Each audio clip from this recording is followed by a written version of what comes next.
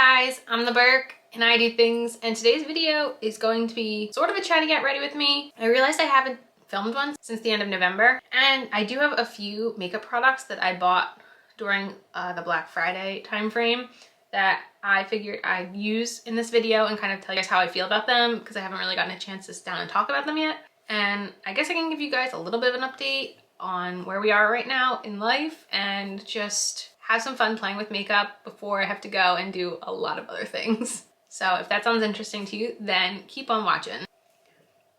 Let's go. Oh my goodness. I have been doing a 3 different primer step when I do my makeup lately because my skin is so dry. No matter how much I moisturize, it's still dry. So I do want to like have it very moisturized under my makeup, but I'm having trouble with having makeup stick to my nose. So I'm using a gripping primer on my nose. So I have my e.l.f. Jelly Pop here. There is like barely anything left in here. So I've been focusing that specifically on my, and just kind of like dragging it and blending it into the rest of my skin. But we got like grippy nose. And then I don't really have like a moisturizing primer that I'm loving. So once again, I've been mixing two. So I've been going in with first the L'Oreal Lumi Glotion. This one's pretty low too. I don't know if you're gonna be able to see, but it's right about down here. So I can see this one being finished up in the next couple of months. So I go in around the rest of my face with the Glotion, and then I top that off with the Smashbox Primer Water just to add a little bit more moisture. I feel like lately making sure I really prep my skin before putting anything on it helps a lot with the wear and just like overall look of my makeup. So I'm going to start with concealer. These are the two I've been mixing lately. I have the Dose of Colors concealer and the Oma Beauty concealer. I really do like the Oma Beauty, but it's a little too deep. Not a big fan of the Dose of Colors, but I can mix it with the Oma and kind of make them work together. So this is my first sit down video since having a 2-year-old. It's been a lot. We've definitely been just like surviving and not thriving over here. And I feel like we're having not the best luck lately, but Sunday night I went to make dinner and our oven didn't turn on. Now, what's funny is Sunday was the 4-year anniversary of us buying this house. And I will say, since buying this house, the appliance that has always given us the most issues has been our oven. In 2020, the igniter for the oven stopped working, and Scott like watched a YouTube video and figured out how to fix it himself, and he did. And then the last few months, it's been making some really strange sounds. And we honestly like tried asking people like, have you ever seen an oven? Have you ever heard an oven make this sound or anything? And like everyone was basically saying no. So we started getting concerned that it was the gas line. So then we paid someone to come out and look at the gas line. So we've paid to fix the igniter, and now we've paid for someone to look at the gas line for them to say the gas line looks fine. And then, oh gosh, it might have been literally 2 weeks after they come and look at the gas line, it just stops working. And we're fairly certain it's the exact same issue as 2020 where the igniter stopped working. And that means in 4 years, this oven has had the igniter die twice. You know, I feel like it was January or February of 2020. This is before the pandemic. This is before all the shortages of everything, basically. We had just bought the igniter off Amazon for $100 before. However, now the igniter's not on Amazon. We can only find it at like sort of like shady looking websites. And the best I could find was the piece for $170 and then another $20 to ship it. So already now it's like double the price that it was in 2020. And so at this point, it's like, we've already fixed the igniter once. We've paid someone to look at the gas line. Like, do we really want to put another $200 into this oven that seems to just constantly break? And what's so funny is like, and I don't mean funny, but like the guy who we bought this house from was like obsessed with this oven. He was like, this is the nicest oven. It's an American range. And I tried looking up, it's like a $5,000 oven that that has like the worst life, I guess. And I was like, I wanted to vomit first of all when I saw the price of it. So that night we start talking to a bunch of people because we honestly know a bunch of people who have bought ovens recently. And the majority of people seem to have GE. So as I'm filming this, we're getting a GE oven delivered tomorrow. It's not how I wanted to start the year, right after the holidays and the birthday. Like I thought we were about to get like a little break, but here we are buying a new oven. And I'm currently putting the Fenty Ease Drop foundation on. My lips are really dry. I'm putting on some of this Wonder Beauty lip retreat oil while I do the rest of my makeup. I'm gonna go in with some of the Revolution cream bronzer. This was in my best of 2022 video. This It's just so nice. I must have used it on camera before, but I basically just kind of pick its placement, and then I go in with whatever I used my foundation with, and then I use that to blend it in, and I just feel like it blends in so fast and so easily, and it doesn't just like set too fast. So I really, really enjoy this. Okay, now we can talk about this new cream blush I bought. This is the Pixie On The Glow. Is that what it's called? On The Glow blush in the shade Flare. I was looking at this for the majority of last year, and it was honestly sold out for most of last year. I don't know how I love it yet. So like, I think it's a nice formula, but I haven't figured out how I like the application, because like it is large. So you kind of need to like cover a pretty big space when you put it on. And then I just blend it out. And I think it looks really pretty. I just haven't figured out, I haven't like mastered my application preference, I guess, with the like location of such a big applicator, but it is easy to work with, and I do think it's like a really pretty, like it does give like a bit of a glow, which is nice. You do have to roll it down though. One time I had it clicked up once, which is like this high, and it's smushed in the top of the lid. So it does need to be rolled all the way down to close it. Okay, so the next product, I figured I'd do a comparison. I did buy this eye brightener from Milani. I feel like a lot of people are coming out with eye brighteners lately. I do have my Becca here, and ideally it would be nice to not have to repurchase this. So I figured I'd show you like a swatch comparison of the two, and then I'd put one on each eye. I don't know. You can let me know if this is helpful.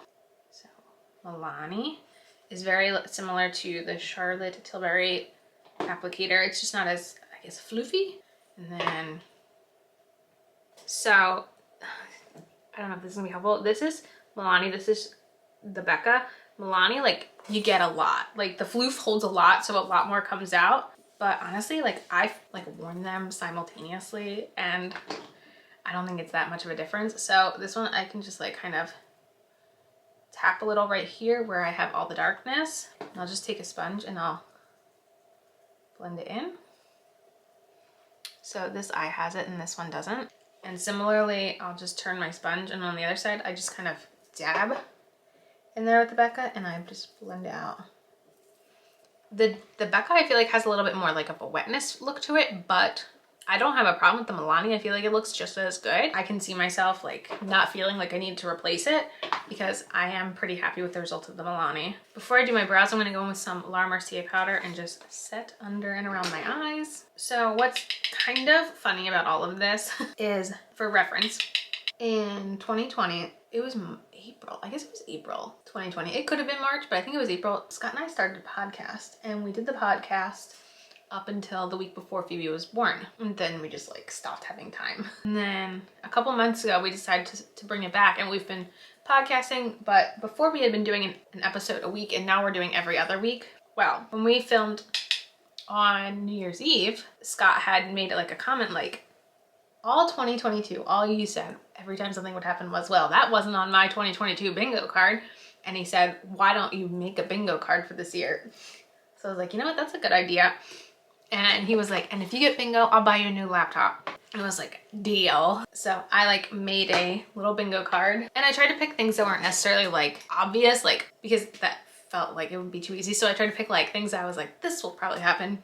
And on that bingo card, I put a major appliance will die in our house this year. And it's funny, mainly because since we've moved here, we really haven't ever had a major appliance break. So 4 years in the house, it was like, I feel like we were like destined for it to happen sooner rather than later. Did not expect the 15th of January to be able to cross something off my bingo card though. So I can keep you updated on the progress of my bingo card for the year. For my brows, I just used the NYX brow pencil with the ABH Clear Brow Gel. I am close to being ready to update my project pan, but I have really expanded the pan. If you guys saw the pans I hit last year, my Milani bronzer, it's really getting big. But I'm going to be filming my project pan probably this upcoming weekend, and I have some lofty goals I'm planning on rolling in, so we'll see how that goes. So another new product I bought is from Flower Beauty, and this is their Chrome Crush Pressed Pigment, and I have this in the shade, oh yeah, that's Quartz. So it's this really, really pretty like pressed shimmer. It's beautiful. But I do like to put a little bit of matte shadow on before going in with it. So I'm just gonna use some of the mattes from my Going Coconuts palette and see what I can do. I haven't actually used this palette with the shimmer before, so I'll be interested to see how it looks. I've been having a lot of trouble finding the time to sit down and film lately, and it gets very frustrating. Not gonna lie. I don't know, maybe someday it'll be easier, but right now I feel like we're just in a really hard stage of life and I just don't have the free time to just sit and talk to a camera. I also feel like it doesn't help that we're in like the winter time and everything. I feel like it's a little stir crazy this time of year. I don't know. Spring certainly can't come fast enough. However, I don't really love spring. If I had to order seasons by favoritism, it would be fall, summer, spring, winter. At least around here in the Northeast, spring is still very cold. Like, it's frosty in the mornings. You gotta like bundle up for the morning, then you're sweating by the afternoon. Like, I like consistency. I don't love summer because I don't love humidity. However, I like being in the sun, in the water. So like, if we can get like our pool on our deck sooner rather than later, I will be very happy. So I'm just gonna use my finger with this. I did put some of my NYX glitter primer on, and I'm just gonna tap this all over where that glitter primer was.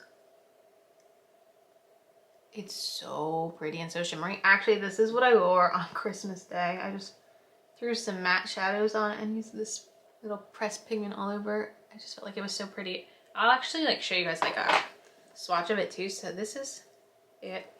Then I'll swatch it here. And it's just like, I'm so pale, it's not gonna, I don't know if the light's really showing you guys how pretty the shimmers are, but it's really, really pretty. And then I'm just gonna go in on with a little bit more. It's a deeper matte. Just blend everything a little bit more. I feel like I'm not gonna do any liquid liner today, but I'm gonna put a little pencil eyeliner on. This is a Burt's Bee eyeliner in the shade Soft Black, and I'm just gonna tightline a bit. Now I'm gonna throw on a little blush. I haven't really decided. I do have this Tarte Make Every Moment Count palette, and I usually just do some sort of combination. I just don't know. I think I'm gonna start with this shade here, which is Learn. And then maybe mix in a little bit of Love down here, which is a more pink shade. And then I'm just gonna go in with my bronzer brush over top of that. And then I'm gonna go in with my Becca Light Shifter. This pan keeps getting bigger and bigger as well. As of right now though, I do feel like my plan is if I do run out of this one this year, I'm gonna replace it with the Kosas Cloud Set Powder. I feel like that's the one that I feel like I get the most similar vibes to when I watch people's videos. Cause I'm not looking to look extra powdered, but I just want something that's gonna like blend everything together and make the edges sort of seamless. This e.l.f. Jen Atkin Spray is in my project pan, so I'm gonna use that. Now I'm gonna throw on some Mile High Club Mascara from Wander Beauty. Okay, now I'm gonna rub off some of that lip oil. And on my lips today, I'm gonna start with this lip liner from NYX. This is the Peekaboo Neutral shade. I'm gonna fill in my lips with this one. And then I'm gonna top it with some Buxom Sugar Gloss. I feel like you guys can see how low this one is sitting in the tube.